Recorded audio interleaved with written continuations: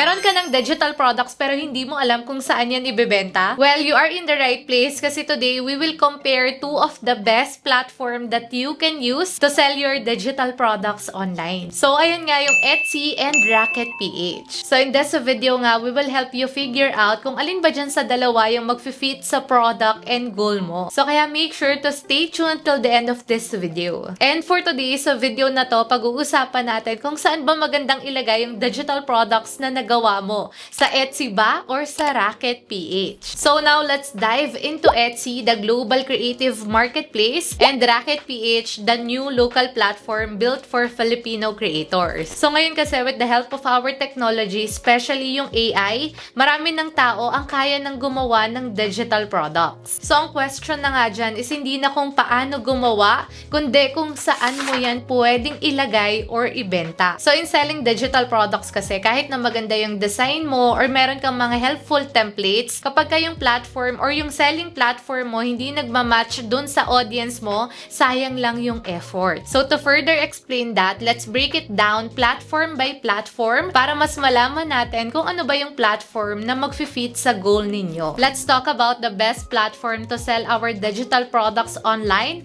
starting with Etsy. So Etsy is a platform that's been around for years na, so talagang matagal na yan, and kilala talaga yan as a marketplace for creatives. So, nandyan kasi yung mga designers, planners, and makers. So, here, pwede tayong mag-list ng mga digital products or digital downloads like planners, Canva templates, or digital arts. So, itong si Etsy, for me, para siyang mix ng Pinterest and online art fair. So, kung nag-check na kayo ng Etsy, ang una nyo kasing mapapansin dyan, lalo na yung mga top sellers nila, karamihan dyan, aesthetics yung accounts or yung mismong products nila. So, aside from that, global nga po yung market niyan and very community-driven. Now, what if you want something simpler? Like yung mga local platform na easy lang i-set up and tumatanggap ng mga local payments. So, now, let's talk about Racket PH. So, ano ba yung Racket PH? So, this is a proudly Filipino platform made for digital creators. So, kung si Etsy ay isang global art fair, si Racket PH naman is your friendly local bazaar. So, mas relatable dito